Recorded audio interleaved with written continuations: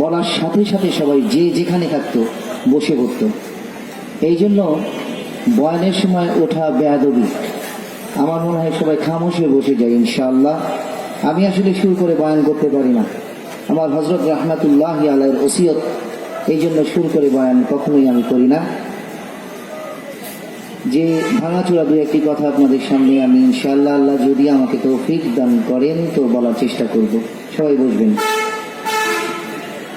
আলহামদুলিল্লাহি ওয়া কাফা ওয়া সালামুন আলা ইবাদিহিল্লাযীনা ইসতাফা আম্মা বা'দু ফাআউযু বিল্লাহি মিনাশ শাইতানির রাজীম বিসমিল্লাহির রাহমানির রাহিম الذين آمنوا أشد حبا لله قال النبي صلى الله عليه وسلم من سلس سنتي من ترك سنتي فليس مني صدق الله المولانا العظيم شريفري اللهم صل على محمد وعلى آل محمد كما صليت على إبراهيم وعلى آل إبراهيم إنك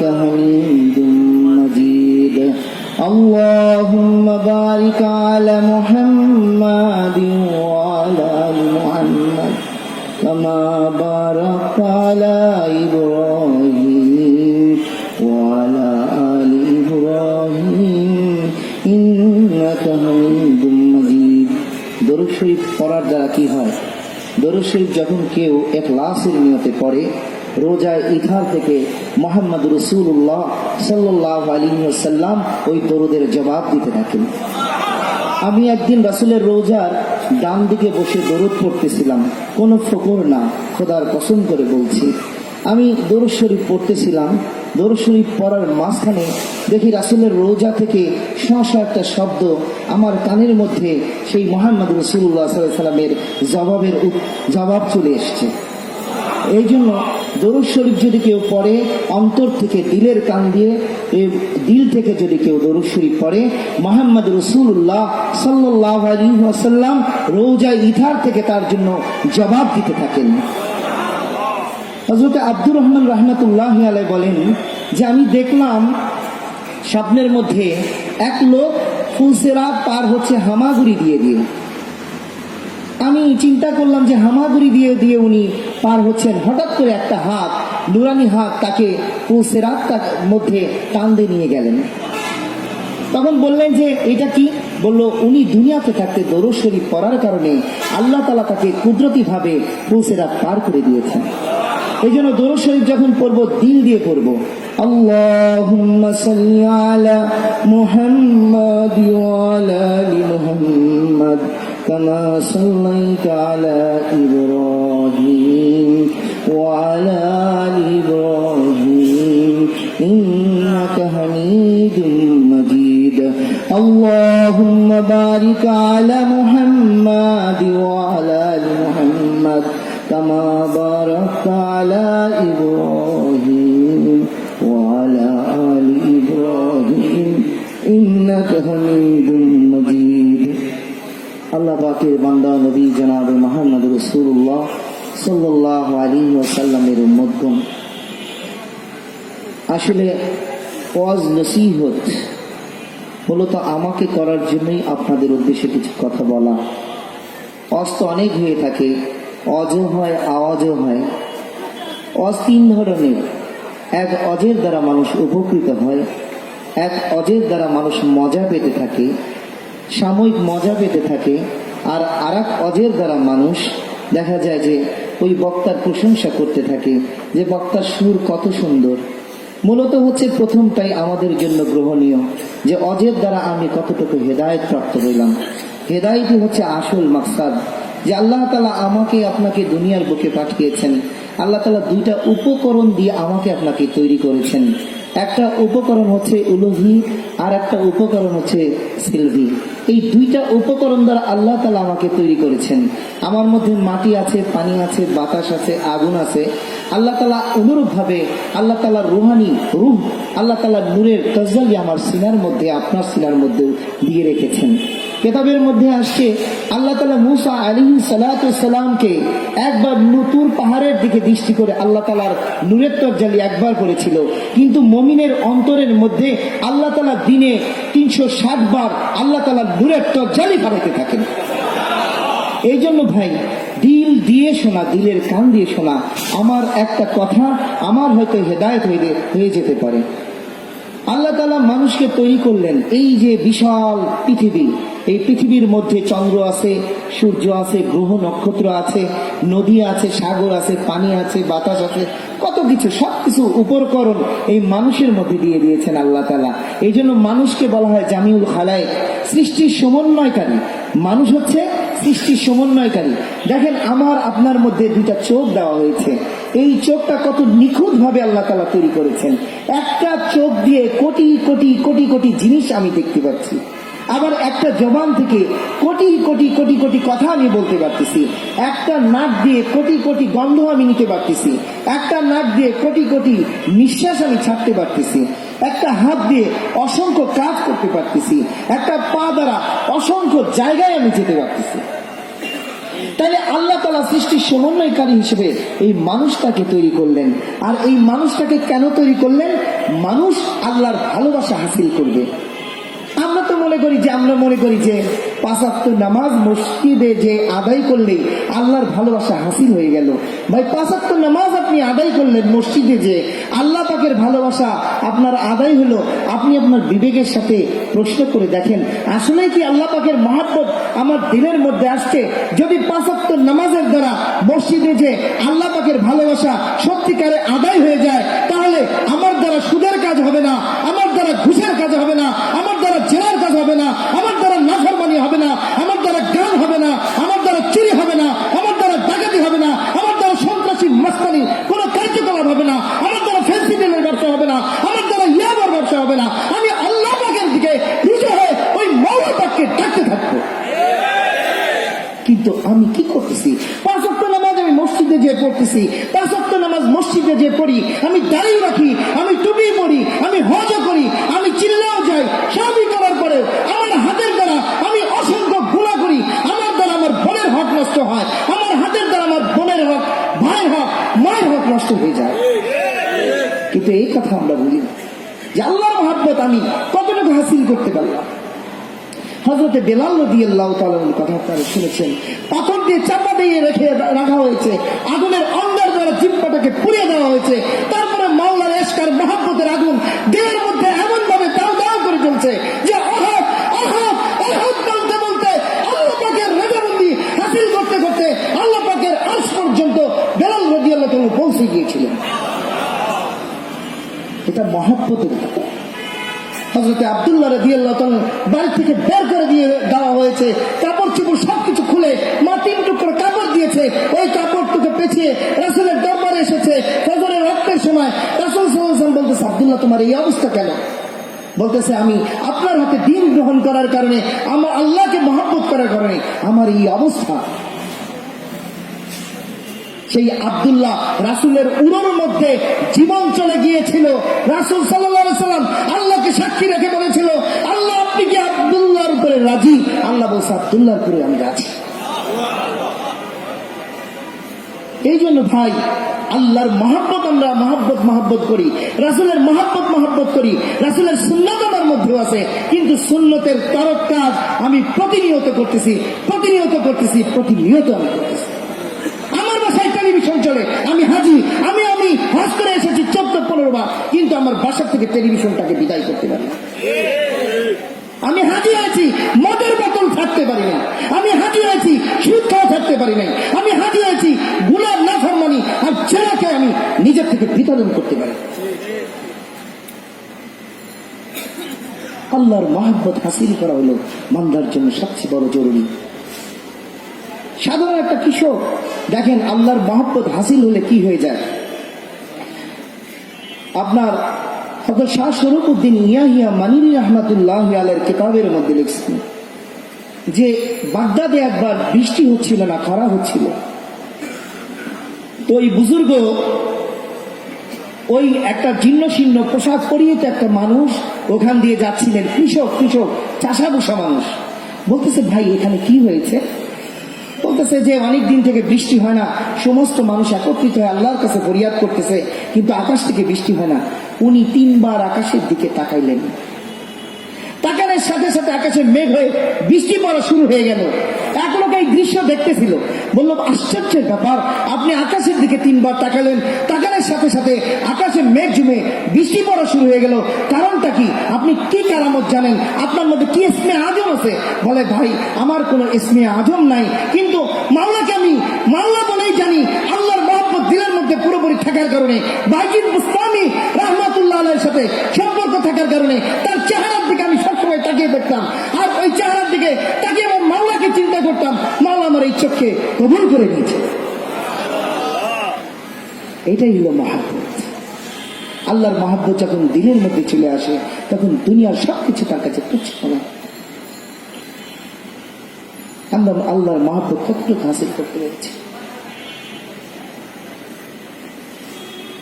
আমার হাতটাকেই তো আমি কন্ট্রোল করতে পারিনি, আমার চোখটাকেই তো আমি কন্ট্রোল করতে পারিনি, আমার জবানটাকে তো আমি কন্ট্রোল করতে পারিনি, আমার অন্তরটাকে তো আমি শিরকের দ্বারা, কুফরের দ্বারা আমি আবদ্ধ করে রেখে দিয়েছি। প্রতিনিয়ত আমি শিরক করছি, কুফর করছি, নাফরমানি করছি, আল্লাহর হুকুম থেকে নিজে বিতাড়িত হয়ে গেছি।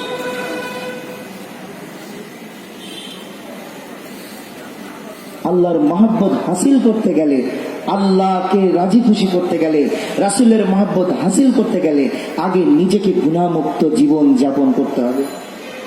এখানে অনেক ভাইরা আছেন, আসলে আমি ওইভাবে গোছায়া বয়ান করতে পারি না, ভাঙাচোরা কিছু কথাবার্তা আপনাদের সামনে বলতেছি। ভাই, যারা নামাজ তরক করেন, 5 ওয়াক্ত নিয়মিত আদায় করেন না, আজ থেকে ওয়াদা করেন 5 ওয়াক্ত নামাজ আর তরক করবেন না। সবাই একটু হাত তুলে আমরা ওয়াদা করি, মাওলা পাক আপনাকে আমাকে এর দ্বারা আল্লাহ তাআলা আমাকে আপনাকে যাজা দান করবেন, আল্লাহ কবুল করেন সবাই। ভাই, আমরা রাসূলের সুন্নাতকে প্রতিনিয়ত কর্তন করতেছি। আমার মুখের দাড়িকে আমি জেলের মধ্যে, নর্দমার মধ্যে প্রতিনিয়ত কেটে কেটে আমার দাড়িগুলোকে রাসূলের সুন্নাতকে অপমানিত করতেছি। প্রতিনিয়ত রাসূলের বুকের মধ্যে ছুরি চালাইতেছি। কে কে আজকে থেকে দাড়ি রাখবেন? ওয়াদা করে হাত উঠায় দেখান। আল্লাহ সবাইকে কবুল করেন। বয়ান আর চলে না, এটাই তো বয়ান হয়ে গেছে।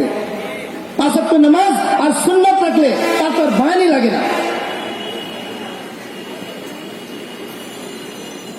আল্লাহ তাআলার গোলাম হওয়ার জন্য গোলামের যে বৈশিষ্ট্যগুলো থাকা দরকার, এই বৈশিষ্ট্যগুলো হাসিল করার জন্য কি করতে হবে? আগে নিজেকে মিটাই দিতে হবে, আমানতদারিতা নিজের মধ্যে আনতে হবে। আমি একটা ঘটনা বলি, আমার শায়েখ রহমাতুল্লাহ আলাইহ, সৈয়দ আহমদ রহমাতুল্লাহ আলাইহ, ওলামা বাজার ফেনী, হযরত রহমাতুল্লাহ আলাইহ 105 বছর বয়সে ইন্তেকাল করেছেন। আমি হযরতের সামনে বসা একদিন ওলামা বাজার মাদ্রাসায়, হযরত দেখলাম একটা লাঠি নিয়ে ছাগল ঢুকছে গেটের মধ্যে। দেখলাম যে ওই গেট থেকে ছাগলটাকে বের করে দিলেন। বললাম, হযরত ছাগল ঘাস খাচ্ছে, আপনি গেট থেকে বের করে দিলেন। হযরত বলেন যে এই মাদ্রাসার জিম্মাদারের দায়িত্ব যেহেতু আমাকে আল্লাহ পাক দিয়েছেন, এই ঘাসের দায়িত্ব আমার। কাল কিয়ামতের ময়দানে আল্লাহ তাআলা যদি আমাকে প্রশ্ন করে, সৈয়দ আহমদ তুমি ওলামা বাজার মাদ্রাসার মুহতামিম থাকাকালীন সময় অন্যের ঘাস, অন্যের ছাগল এসে ঘাস খেয়েছে, আমি কি জবাব দেবো? হযরতের চোখ দিয়ে দরদর করে পানি পড়তেছে। তা কখন হয়? যখন আল্লাহর মহব্বত দিলের মধ্যে এসেছে। আল্লাহর মহব্বতের কারণে হযরত খাব্বাব রাদিয়াল্লাহু তাআলাকে পাথর চাপা দেওয়া হয়েছে, আগুনের অন্ধকারের মধ্যে চাপ দিয়ে ধরা হয়েছে, তারপরে পাথর দেওয়া হয়েছে, তার পিঠের উপরে চাপ দেওয়া হয়েছে, কিন্তু মাওলার হাকিকি মহব্বত আর ইশকের আগুন এমন ভাবে জ্বলত যে আল্লাহ থেকে বিচ্যুত হয় নাই।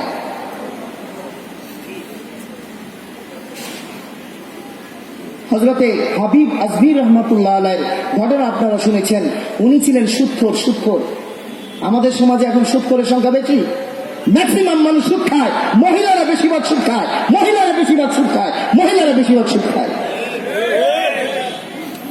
আমাদের এই সমাজ ব্যবস্থা। হযরতে হাবিব আজমি রহমাতুল্লাহ আলাইহি, উনি হাসান বসরি রহমাতুল্লাহ আলাইহির সমসাময়িক বুজুর্গ। উনি সুদের কারবার করতেন। তো উনি একজনের কাছে টাকা পাইতেন, তো ওই টাকার জন্য উনি চলে গেছেন, যা দেখেন ওই লোক মারা গেছে 2 দিন ধরে। ওনাকে একটা ছাগলের মাথা পাশের বাড়ি থেকে দিয়েছে ওই বাড়িতে লোকজনকে খাওয়ার জন্য। উনি সুদের টাকা না পেয়ে ওই ছাগলের মাথাটাই নিয়ে চলে আসছে বাড়িতে। বিবিকে বলছে সুন্দর করে রান্না করো। বিবি সুন্দর করে রান্না করছে। রান্না করার পরে উনি যখন খেতে গেছেন, দেখেন যে ওই ছাগলের মাথা থেকে রক্ত বের হচ্ছে গোস্ত থেকে। উনি সাথে সাথে আল্লাহর দিকে আল্লাহর ভয় এমন ভাবে আসর করছে যে উনি খাওয়া দিয়ে দৌড়ে ওই পরিবারের দিকে রওনা করেছেন। আগে যখন উনি এই মাথা নিয়ে আসতেছিলেন, ছোট ছোট বাচ্চারা রাস্তার মধ্যে তারা বলতেছে দেখ সুৎখর হাবিব আজমির যাচ্ছে। আর যখন উনি আল্লাহর ভয় দিলের মধ্যে এসে গেছে, উনি যখন আবার রওনা করছেন, সবাই বলতেছে আল্লাহর ওলি হাবিব আজমির যাচ্ছে।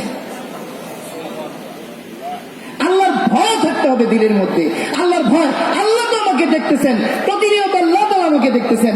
আল্লাহ তাআলা যদি আমাকে আযাবের মধ্যে ফেলে দেন, এই হাতের মালিক তো আমি না, এই পায়ের মালিক আমি না, এই চোখের মালিক আমি না, এই জীবনের মালিক আমি না, সমস্ত কিছুর মালিক আল্লাহ। আল্লাহ যদি এক মুহূর্তের মধ্যে আমার এই জীবন সামান্য বাজিয়ে দেয়। সারাদিন অফিস করে সন্তান বাড়িতে আসছে, এসে সন্তান মা বাবার সাথে সবাই একসাথে খানা খেয়েছে। খানা খাওয়ার পরে ঘুমিয়ে গেছে সন্তানরা, বাচ্চারা দেখবেন বাবার অফিসের টাইম হলে বাচ্চারা এসে ডাক দিতে থাকে, আব্বু ওঠো, অফিসের টাইম হয়ে গেছে। বাবাকে যে ডাকছে, আব্বু ওঠো, অফিসের টাইম হয়ে গেছে, অফিসে যাবা না, হাত ধরে টানে, পা ধরে টানে, মুখটা নাড়াচাড়া করে, কিন্তু আব্বু কথা বলে না। সন্তানরা দৌড়ে গেছে মার কাছে যে বলতেছে আব্বু তো কথা বলতেছে না, আম্মু আসো। আম্মু এসে দেখে তার স্ত্রী এসে স্বামীকে হাত ধরে টানে, মুখ ধরে টানে, মাথা নাড়াচাড়া করে, স্বামী কথা বলে না। দৌড়ে গেছে শাশুড়ির কাছে, যা বলতেছে আম্মা আপনার সন্তান তো কথা বলতেছে না, এত টানাটানি করছি, তার নিঃশ্বাস চলতেছে না, তার হাত চলতেছে না, পা চলতেছে না, হৃৎপিণ্ড চলতেছে না। মা দৌড়ে এসে সন্তানের বুকের উপরে কান্না করতে শুরু করে দিয়েছে যে বাবা তোর সাথে তো এমন কোনো অন্যায় করা হয়নি যে ঘুমিয়ে আছিস। ডাক্তার এসে বলে আপনার সন্তান নাই। আমার আপনার অবস্থা এই হবে, একসময় আমি লাশ হয়ে পড়ে থাকবো, ঘরের মধ্যে পড়ে থাকবো। যখন এসে সবাই এসে দেখবে আমি লাশ হয়ে গেছি, তখন লাশ হিসেবে সবাই আমাকে আবার আপনাকে সম্বোধন করবে। লাশ হওয়ার আগে মানুষ হয়ে যেতে হবে আল্লাহর কাছে, মানুষ হয়ে যেতে হবে আল্লাহর কাছে লাশ হওয়ার আগে। যদি লাশ হওয়ার আগে মানুষ হয়ে না যান, ওই কবর আমার আপনার জন্য জাহান্নামের গর্ত হয়ে যাবে। আল্লাহ তাআলা আমাদের সবাইকে হেদায়েত নসিব করেন, আল্লাহর মহব্বত হাসিল করার তৌফিক নসিব করেন, এবং বেশি বেশি ইস্তেগফারের আমল জারি করার তৌফিক নসিব করেন। বেশি বেশি করে ইস্তেগফার করবেন। ইস্তেগফারের দ্বারা 2টা কাজ হবে, দুনিয়াতে একটা কাজ হবে, আখিরাতে আরেকটা কাজ হবে। আল্লাহ রাসূল সাল্লাল্লাহু আলাইহি ওয়াসাল্লাম হাদিসের মধ্যে ফরমান যে দুনিয়াতে কেউ যদি ইস্তেগফার করে, ইস্তেগফারের দ্বারা তার অভাব অনটন দূর হয়ে যাবে। আর এই ইস্তেগফার কিয়ামতের মুসিবতের দিনে তাকে আল্লাহ তাআলা বিপদ থেকে উদ্ধার করে জান্নাতে পৌঁছায় দেবে। সবসময় জবানটাকে হার হামেশা আল্লাহর জিকিরের দ্বারা তুলতাজা রাখা। আল্লাহ আল্লাহ আল্লাহ আল্লাহ আল্লাহ আল্লাহ আল্লাহ আল্লাহ আল্লাহ আল্লাহ আল্লাহ আল্লাহ, সবসময় এই জবানটাকে তুলতাজা রাখবেন, সুবহানাল্লাহ বলবেন। কেউ যদি আপনার তাহাজ্জুদের সময়, তাহাজ্জুদের পরে 300 বার সুবহানাল্লাহি ওয়া বিহামদিহি সুবহানাল্লাহিল আযীম 40 দিন পর্যন্ত হালাল হারাম বেছে যদি পড়তে থাকে, খোদার কসম তার পশমের গোড়া থেকে মাওলা পাকের জিকির শুরু হয়ে যায়। সূরা মুলক, জীবন যাক আর না যাক, জীবন যাক থাকুক আর না থাকুক, আপনার হচ্ছে সূরা মুলক জীবনে ত্যাগ করবেন না। প্রত্যেকদিন রাতে সূরা মুলক পড়ার চেষ্টা করবেন। সূরা ইয়াসিন প্রত্যেকদিন সকালে পড়ার চেষ্টা করবেন। সূরা রহমান পড়ার চেষ্টা করবেন। আর প্রত্যেকদিন অন্ততপক্ষে সূরা ইখলাস আপনি আদায় করার চেষ্টা করবেন। আর বেশি বেশি করে দরুদ শরীফ পড়বেন। দরুদ শরীফ পড়ার দ্বারা রাসূল আকরাম সাল্লাল্লাহু আলাইহি ওয়াসাল্লামের সাথে মহব্বত পয়দা হবে। এই যে দেখতেছেন নেগেটিভ আর পজিটিভের কারণে, নিউক্লিয়াস কাজ করার কারণে লাইটটা জ্বলে উঠছে। এখানেও নেগেটিভ আর পজিটিভ আছে, আর নিউক্লিয়াস কাজ করার কারণে এই মাইকের মধ্যে আওয়াজ হচ্ছে, এই মাইকের আওয়াজ সমস্ত জায়গায় পৌঁছায় যেতেছে। অনুরূপ ভাবে আপনার আল্লাহ পাককেও ডাকবেন আর মুহাম্মদ রাসূলুল্লাহ সাল্লাল্লাহু আলাইহি ওয়াসাল্লামের উপর দরুদ পড়বেন। নেগেটিভ আর পজিটিভ যখন কলবের মধ্যে একসাথে হয়ে যাবে, তখন আপনার কলব আলোকিত হয়ে যাবে, আল্লাহর সাথে সম্পর্ক হবে, রাসূলের সাথে আপনার সম্পর্ক হয়ে যাবে। আল্লাহ আমাদের সবাইকে কবুল করেন। আসলে রাত্রি হয়ে গেছে, অনেকে পরীক্ষাও আছে, অনেক ছাত্রছাত্রী রাত্রি বেশি করে বহন করাও আসলে ঠিক না। মানুষের ঘুম ডিস্টার্ব হলে কিয়ামতের ময়দানে তারা যদি আমাদের বিরুদ্ধে বাদী হন, তাহলে আমরাও জাহান্নামে যাবো। এই জন্য ভাই, যা কিছু আলোচনা করলাম এর মধ্যে যদি ভুল হয়ে থাকে আল্লাহ পাক ক্ষমা করে দেন, আর যেগুলো আমাদের জন্য গ্রহণযোগ্য আল্লাহ তাআলা গ্রহণ করার তৌফিক নসিব করেন। ইনশাআল্লাহ মুক্তাসার কথা বললাম, এখন দোয়া হয়ে যাবে। ইস্তিগফার করি।